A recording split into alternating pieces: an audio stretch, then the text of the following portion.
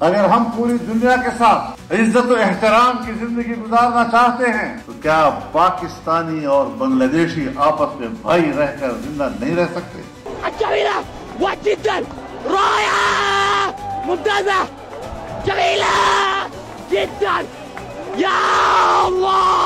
বাংলাদেশের সাম্প্রতিক মাসগুলোতে দক্ষিণ এশিয়ার সবচেয়ে বিতর্কিত এবং উগ্রবাদী ধর্মীয় নেতাদের যেভাবে ঢল নেমেছে সেটাকে কেবল সমাপনী মৌসুমের ধর্মীয় সফর বলে ব্যাখ্যা করা দেশবাসীর প্রতি অন্যায় হবে। তারা কারা আমরা সবাই জানি। পাকিস্তানে যারা সামরিক গোয়েন্দাদের ছায়ায় বড় হয়েছেন, মিলিটেন্ট সংগঠনের প্রতি সহানুভূতি দেখিয়েছেন, কিংবা রাষ্ট্রের অস্থিতিশীলতাকে কাজে লাগিয়ে ধর্মীয় জাতীয়তাবাদ জেলে তুলেছেন, তাদেরই কয়েকজন এখন ঢাকায়। কি করছেন তারা ঢাকায়? চলুন জানা যাক।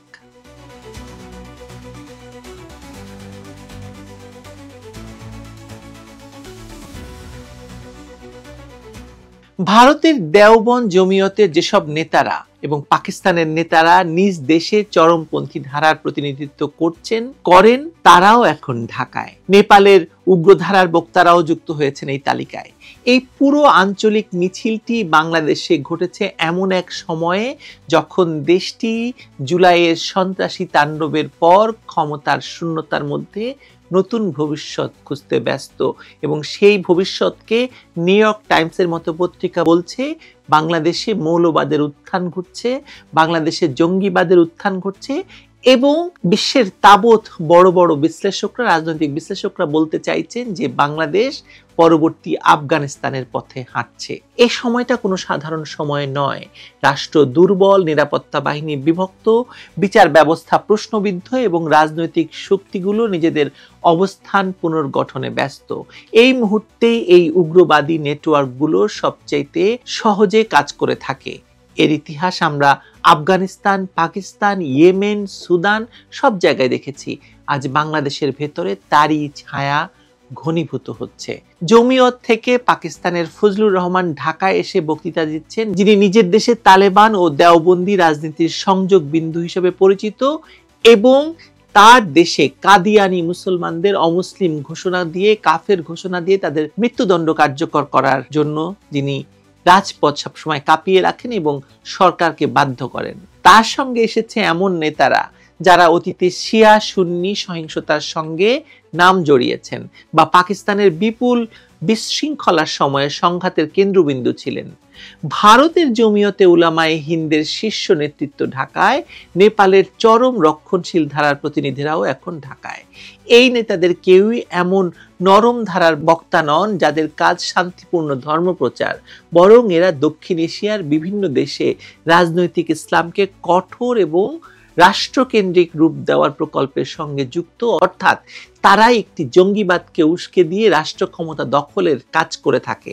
এসব সফরের ব্যাখ্যা হিসাবে বলা হচ্ছে যে এটা ধর্মীয় সম্পর্ক উন্নয়নের উদ্যোগ, ওলামাদের আমন্ত্রণ, খাতমে নবুয়ত বিষয়ক আলোচনা। কিন্তু ইতিহাস বলে ধর্মীয় অজুহাত দিয়ে রাজনৈতিক মাতামাতি ঢেকে রাখা আসলে দক্ষিণ এশিয়ার পুরনো কৌশল।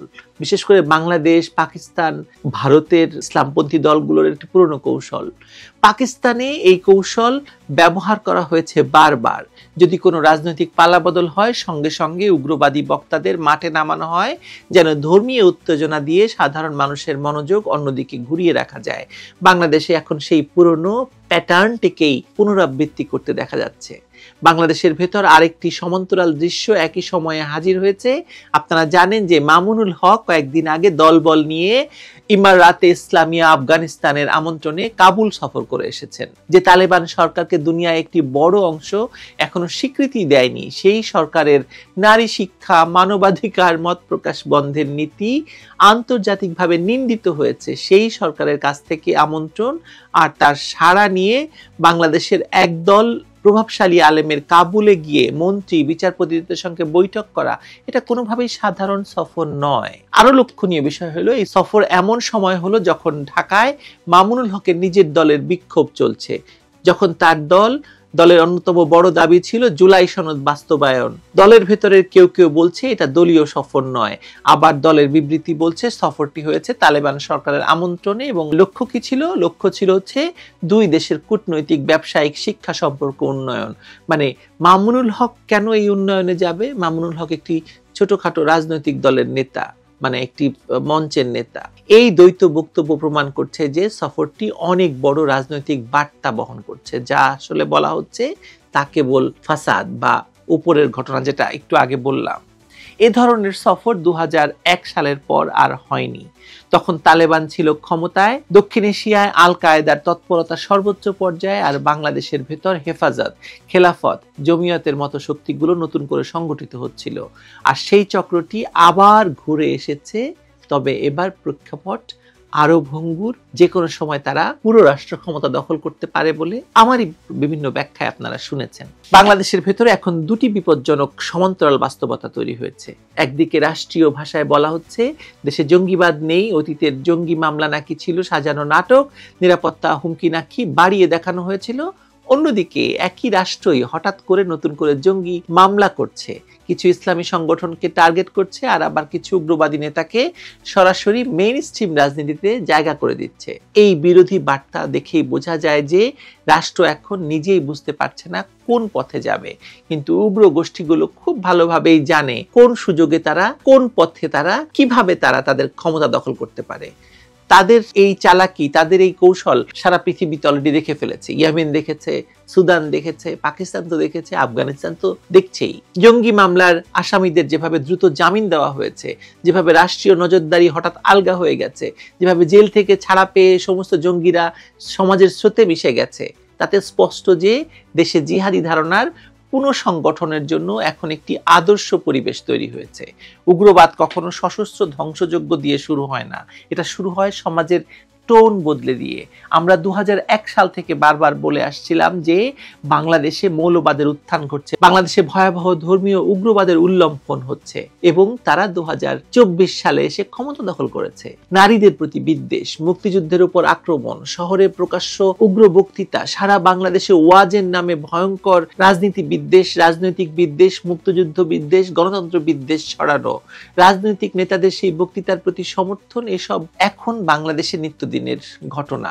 জঙ্গি সংগঠনকে সক্রিয় হতে দিলে বা হতে হলে খুব বেশি কিছু করতে হয় না, মেইন স্ট্রিমের মাধ্যমেই তাদের জায়গা তৈরি হয়ে যায়।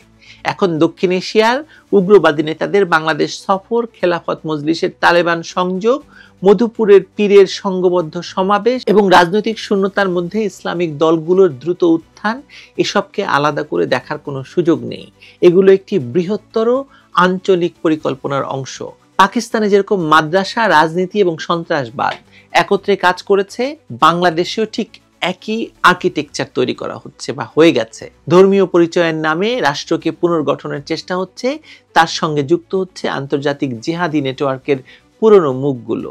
আজ বাংলাদেশের যে দুর্বল অবস্থান তা তাদের কাছে সোনার খনির মতো। রাজনৈতিক নেতৃত্ব অনভিজ্ঞ, নিরাপত্তা এবং নিরাপত্তা বাহিনীর যন্ত্রপাতি বিভ্রান্ত, অর্থনীতি চাপের মুখে, আর জনগণের মধ্যে বিভ্রান্তি এবং ক্ষোভ তুঙ্গে। ঠিক এমন পরিবেশেই আফগানিস্তান তালেবানদের হাতে গিয়েছিল, আর ঠিক এমনই সময়ে পাকিস্তান তালেবান উগ্রপন্থীদের সামনে নত হয়েছিল।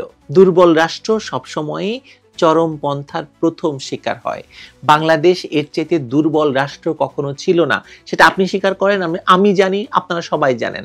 আমি দেখতে পাচ্ছি যে ভবিষ্যতের বাংলাদেশ কোন পথে যাবে তা এখন খুব স্পষ্ট।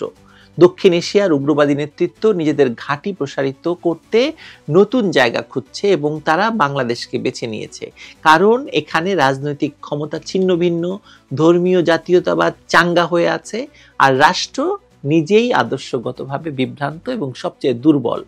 এই নেতারা বাংলাদেশে এমনি এমনি আসেনি, তারা আগমন করেছে একটি নকশা নিয়ে। সেই নকশার উদ্দেশ্য বাংলাদেশকে ধর্মীয় রাষ্ট্রে পরিণত করা নয়, শুধু তাদের লক্ষ্য আরো গভীর। তারা চাইছে বাংলাদেশকে দক্ষিণ এশিয়ার পরবর্তী উগ্র জঙ্গিবাদী রাষ্ট্রে পরিণত করার উপযুক্ত ভূমি হিসেবে গড়ে তুলতে। আপনি দেখতে পাচ্ছেন সেটা?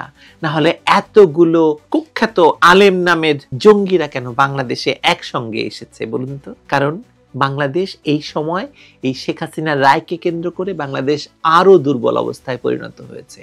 আপনাদের একটি ভিডিওতে জানিয়েছিলাম যে সরকার লালু ভুলুদের নামিয়ে দিতে চাইছে। এই লালু ভুলুদের অংশতে এই জঙ্গিরাও। দেখুন কোথাকার জল কোথায় গিয়ে গড়ায়। ভালো থাকবেন সবাই।